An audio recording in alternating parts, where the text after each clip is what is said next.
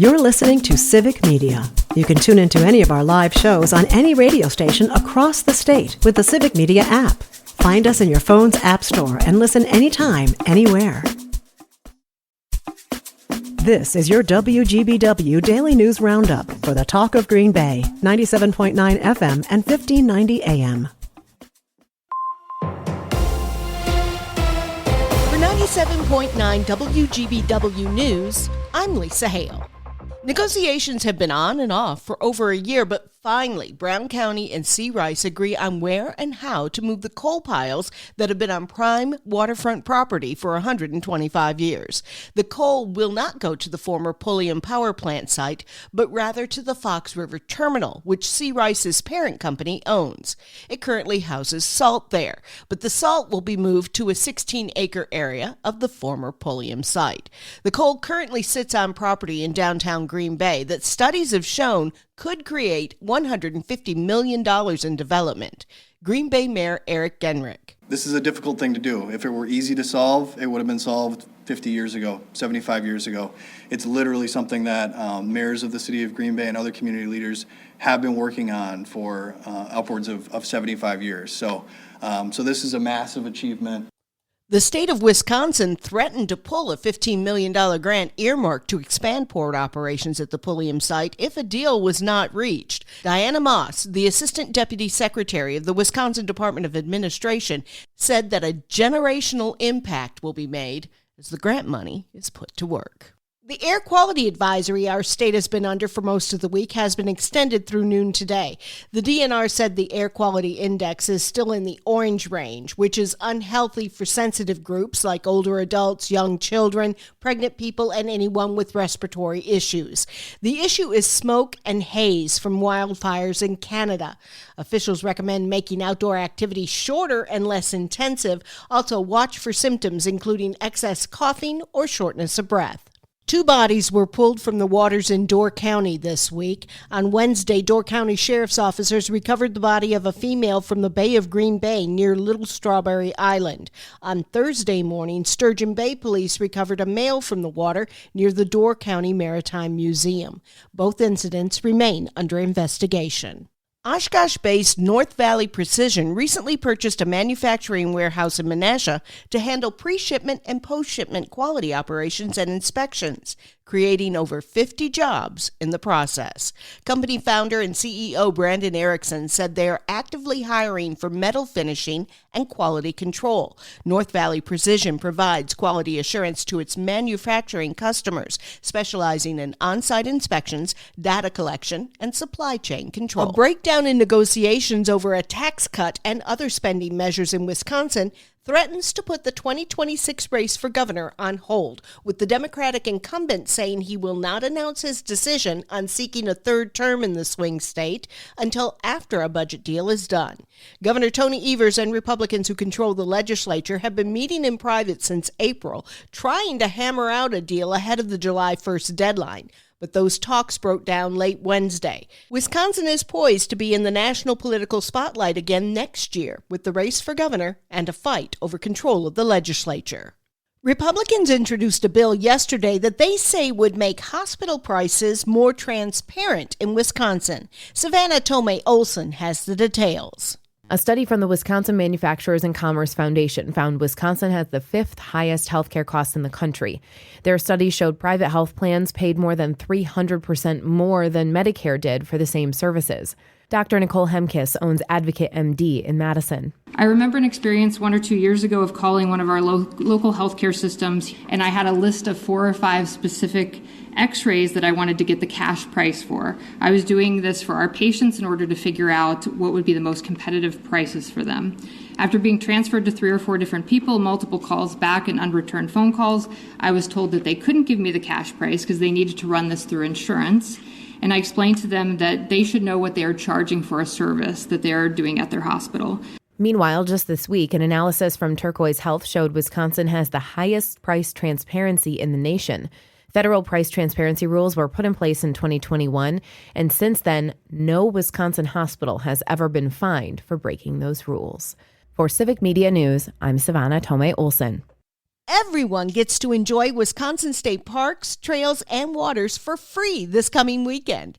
Brittany Merlot tells us how it coincides with Clean Water, Clean Boats, and annual drain campaign. It's the 13th annual Free Fun Weekend, where state park admission fees are waived, fishing licenses aren't needed, and neither are trail passes for the first weekend in June. You get to explore 50 state parks, 15 state forests, 44 state trails, and 84,000 miles of rivers and streams, and roughly 15,000 inland lakes. Definitely in Wisconsin, we know that we have a challenge of having invasive species in our waters, and we can definitely take steps, keep them where they're found, and prevent them from spreading further. That's Erin McFarland, a statewide Clean Boats, Clean Water educator with UWSP. We've got spiny water fleas and zebra mussel larvae that are nearly impossible to spot. Microscopic to tiny and invisible when they're first born, so not something you could see with the naked eye. And then they'll slowly get to a little bit larger size, to being about the inch and a quarter, adult size. So definitely the larvae are not something that you would very easily spot in water. They would have to be getting to larger adult size before you'd be able to see them. So, the Wisconsin Department of Natural Resources is urging people to drain water from their boats at the launch and asking us to clean equipment before going to another water body. I'm Lisa Hale, 97.9 WGBW News. For news anytime, log on to WGBW.FM.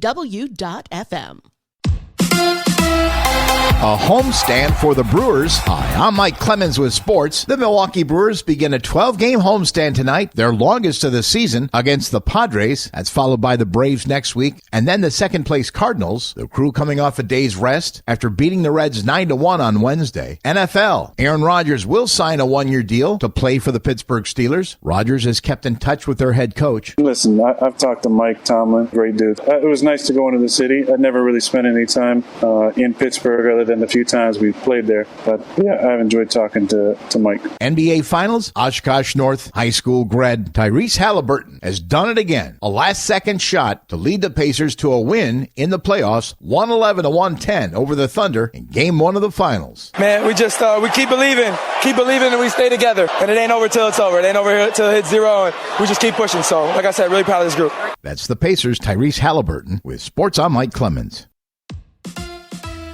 Actress Mia Sara is back after a 14-year hiatus. You might know her as Sloane Peterson from Ferris Bueller's Day Off. Yahoo Entertainment reports she was back on the red carpet at the premiere of The Life of Chuck, a sci-fi fantasy based on a Stephen King novel. Sara was last seen on the big screen in 2011 in Dorothy and the Witches of Oz. Sara says she is not officially out of retirement, but will always work if director Mike Flanagan asks her.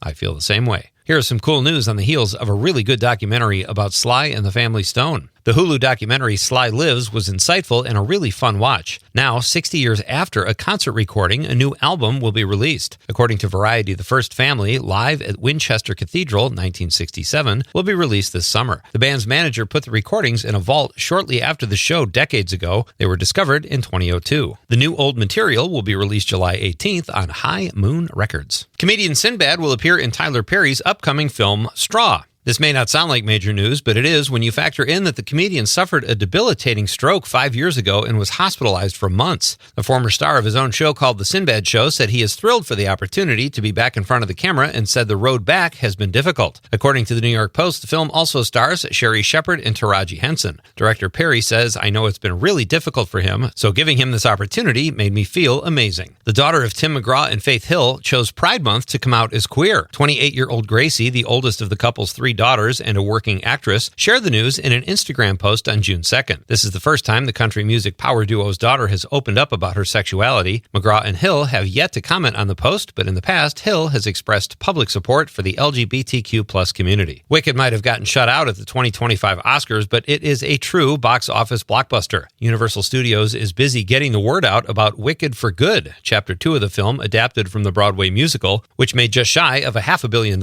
in the United States alone. Universal released the trailer for the second installment, which is available for viewing on YouTube and many other outlets. Wicked for Good is scheduled to hit theaters November 21st of this year. Just because you were a critically acclaimed director doesn't mean you get everything you want. Director Wes Anderson really wants Jodie Foster to be in his movies, but it hasn't happened. The director lamented that he has reached out to Foster several times, and they even hit it off at a meeting. Deadline reports he has approached her for almost every movie he's done, but it just hasn't worked out. Anderson still says he thinks Foster is just great and loves her. Who doesn't love Jodie Foster? For more showbiz fun, tune in to Nightlight with me, Pete Schwaba, weeknights from 6 to 8 p.m. on the Civic Media Radio Network.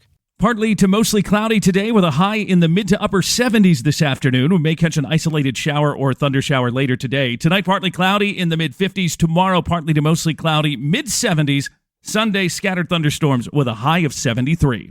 I'm meteorologist Sean Cable. Right now, it's 64. That's your WGBW Daily News Roundup from Civic Media. Subscribe to this podcast on Spotify, Apple, or wherever you find your podcasts.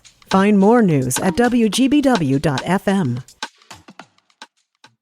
The national news cycle never stops, but it can be hard to find news about your local community. Civic Media is dedicated to providing quality local and state news coverage across Wisconsin. With the Civic Media app, you can get notifications about local stories that matter to you and your community. Find the free Civic Media app in your phone's app store and choose notifications from the menu to tell us what kind of news you want to hear about.